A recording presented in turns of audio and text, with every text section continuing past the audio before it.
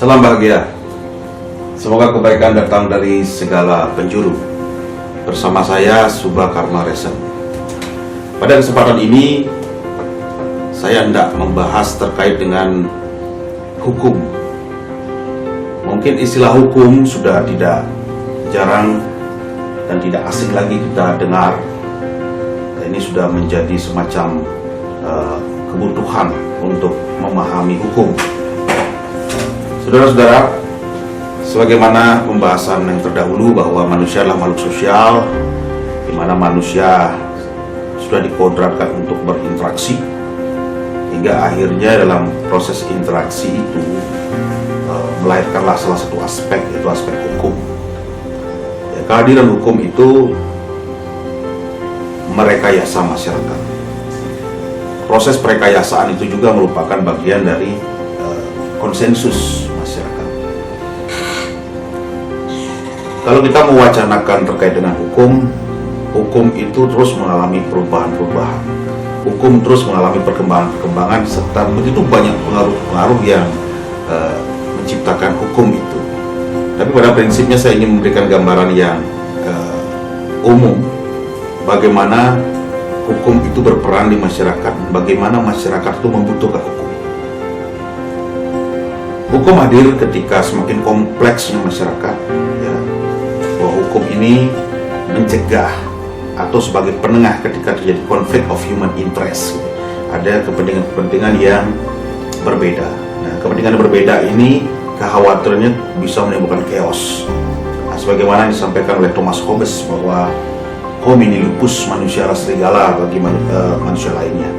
Jadi harapannya adalah hukum itu hadir bagaimana hukum menciptakan ketertiban, kemudian hukum itu mencegah manusia itu menjadi serigala bagi manusianya yang lain. Jadi kalau kita mencari pemahaman atau pengertian tentang hukum, para bagawan-bagawan hukum kita, para ahli-ahli hukum kita memberikan begitu banyak definisi. Bahkan ada istilahnya pengertian hukum itu banyak jumlahnya. Pengertian hukum itu sangat dipengaruhi oleh siapa yang mencetusnya.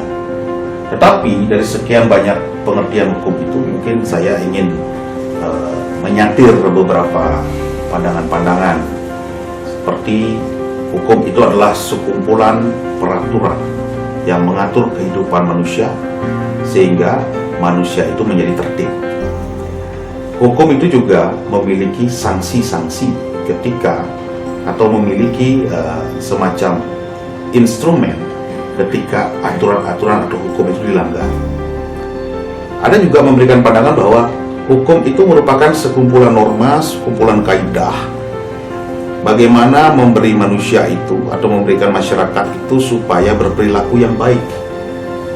Bagaimana manusia itu berperilaku sepatutnya atau sewajarnya di dalam masyarakat sehingga tercipta suasana tertib, tercipta suasana harmonis, tercipta suasana yang tentram sehingga segala kegiatan manusia itu selaras, serasi dan harmoni.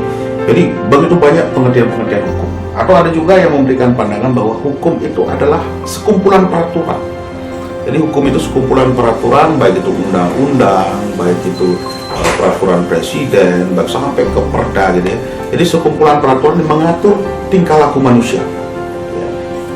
Hukum itu disertai dengan sanksi. Jadi ketika hukum itu dilanggar, berperanlah sanksi. Jadi siapa yang menjalankan sanksi? Ada struktur hukum itu sendiri, baik aparat penegak hukum yang akan memberikan sanksi, atau ada nanti kelembagaannya, ada peradilan.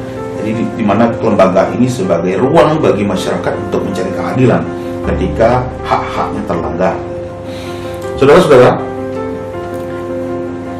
hukum ini hadir di masyarakat tentu saja melalui berbagai macam pola. Ada yang menyebutkan bahwa hukum itu tertulis dan tidak tertulis. Jadi tertulis ini hukum ini mungkin sudah terkodifikasi yang merupakan produk dari negara sehingga hukum ini digunakan oleh negara sebagai instrumen untuk mengatur rakyat, mengatur masyarakat atau mengatur pola-pola tingkah laku masyarakat. Ada juga hukum itu merupakan sebagai kebiasaan, jadi dia tidak tertulis. Jadi hukum menjadi hukum atau menjadi kebiasaan itu karena ajak terus diikuti oleh masyarakat, terus diikuti ajak sehingga lahirlah hukum yang mungkin kita kenal dengan istilah hukum kebiasaan. Saudara-saudara, terkadang hukum itu sifatnya sangat statis. Hukum itu sangat statis, atau aturan hukum itu sangat statis. Sedangkan perkembangan masyarakat itu sangat dinamis. Jadi seperti saat ini kita mungkin mengenal berbagai macam artificial intelligence, artificial life. Bahkan kita juga melihat bagaimana inovasi-inovasi yang dilakukan oleh masyarakat, sehingga hukum ini terkadang tidak mampu merespon atau tidak mampu mengejar perkembangan-perkembangan tersebut. Sehingga untuk memahami hukum, kita juga tidak terlepas dari masyarakat. Jadi kalau kita hanya melihat hukum itu semacam hanya melihat tulisan-tulisan atau letterlah saja, terkadang hukum itu akan sangat statis.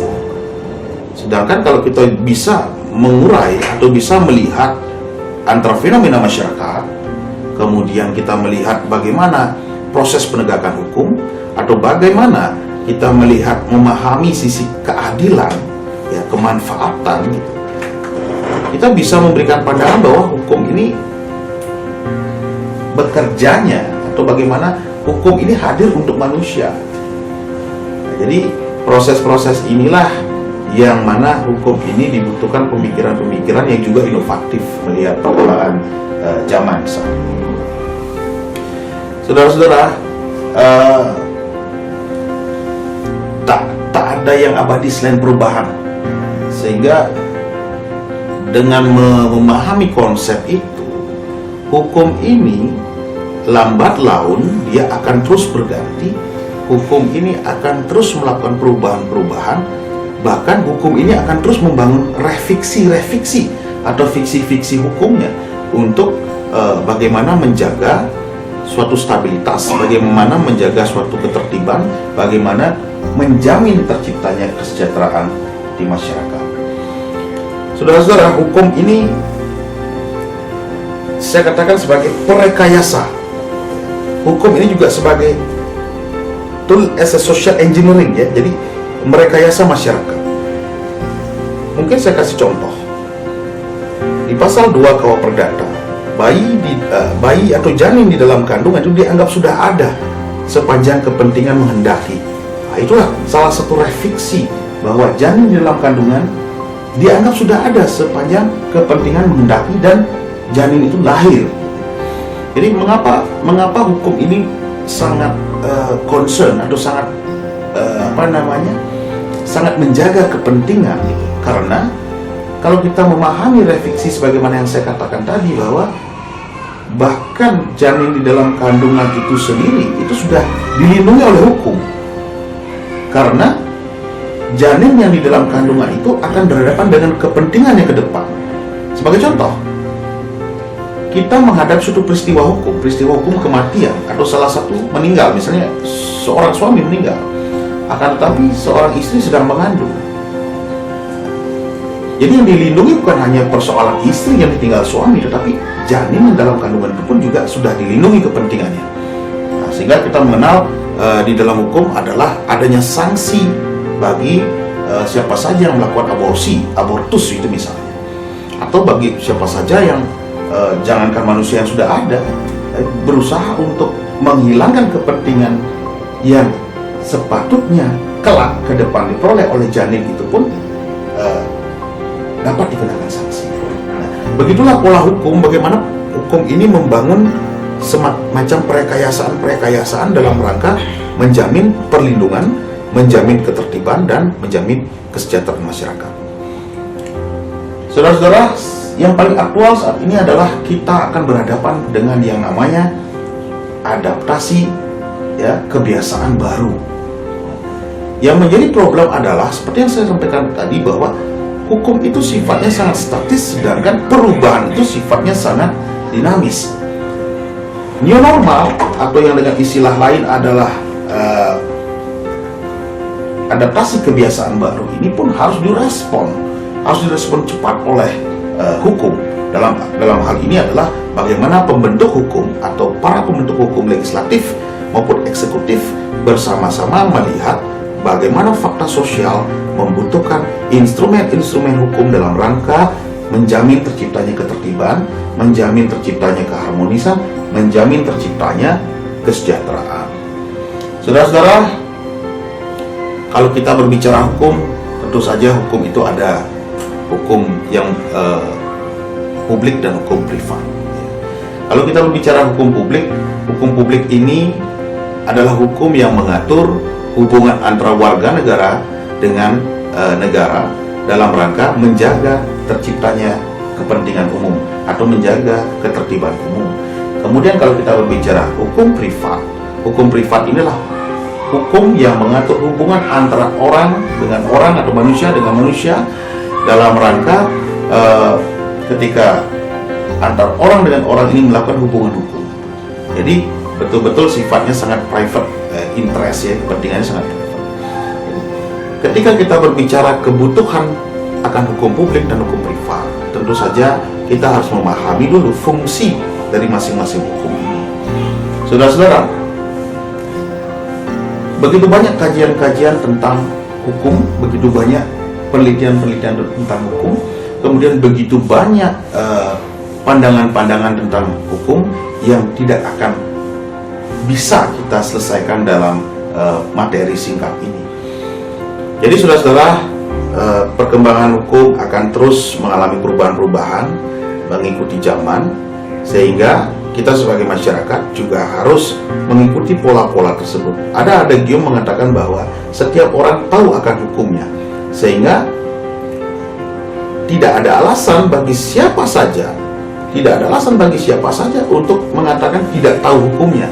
Nah, sehingga ruang-ruang informasi atau ruang-ruang di mana kita bisa mendapatkan pengetahuan tentang hukum merupakan juga sebagai instrumen bagi kita untuk memahami hukum lebih jauh. Semoga ruang ini atau semoga pembahasan ini juga menjadi bagian yang ikut mengantarkan saudara-saudara untuk memahami hukum lebih jauh. Meskipun keterbatasan saya dalam hal ini antara waktu, kemudian keterbatasan terkait dengan materi saat ini, akan tetapi ke depan materi-materi ini akan kita sambung terus-menerus, ya. Tidak ada maksud untuk menggarami lautan, tapi pada prinsipnya adalah usaha ini adalah usaha kami untuk memberikan pemahaman kepada masyarakat dan sumbangsi kami sebagai warga negara untuk ikut memberikan pemahaman tentang bagaimana hukum dan bagaimana cara bekerjanya hukum. Demikian pembahasan saya pada hari ini, semoga bermanfaat dan tiada gading yang terletak. Semoga pembahasan ini atau ada kata-kata yang salah, mohon dimaafkan, tiada kesengajaan untuk itu. Baik, semoga kebaikan datang dari segala penjuru. Terima kasih.